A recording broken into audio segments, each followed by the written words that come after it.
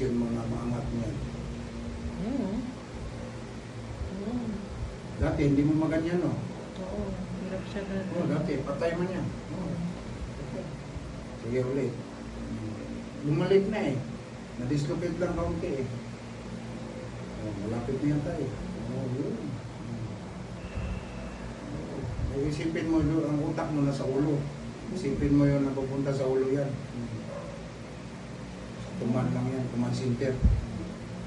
Parang computer ba? Oh, saan ang command center? Sa desk. Ha? Doon sa computer, saan yung command center doon? Desk. Oh. Walang monitor, walang command center ang monitor. Parang ganon. Ang command center, ito. Ulo mo. Oo, ganon yan. Pag iangat ko, saan ang bara? Be, kung dito. No? Ganyan, pagtulak mo. Ganyan. Hinga, tulak mo. Ah, oo.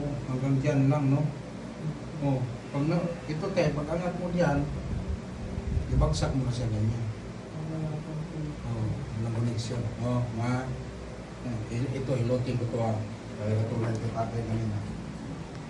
Yan, masakit? Yan? Bakit nasugat na yung bibig mo? Nakuha ka na naman. Aw ka na.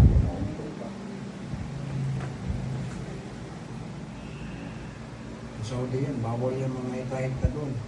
Talaga? Oo, kailangan may balbas to. Yung mga Pinoy, dito tatanggalin, dito lang. O, akala nila, babae ka. Pag ganun. Oo, pag walang balbas. Ang mga Arabo, mabalbas, di ba?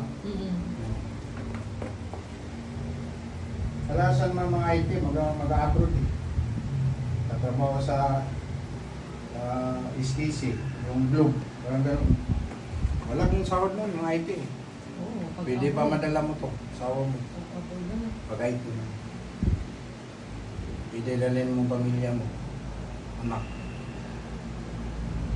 Sa ibang lugar naman, sawa ka man sa Pilipinas. No? Hindi ka nasawa dito. Matraffic. Yun lang. Kurako, di ba? Sa ulo. Kaya nga nag-abroad ako noon eh.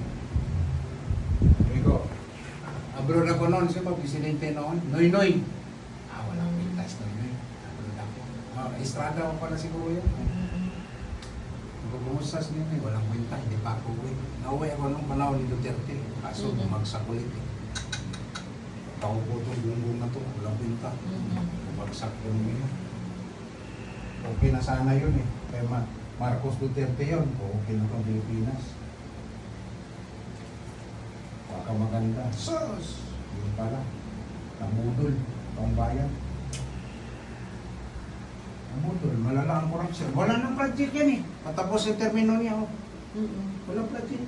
Anong project niya? Wala. Subway. Hindi mo sa kanyang project yan.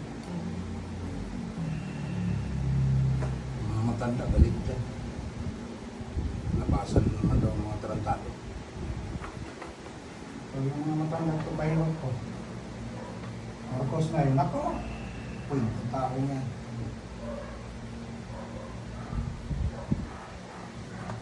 Labasan ng mga tarantado, mga walang mugo. Mga matanda, galit mo niya.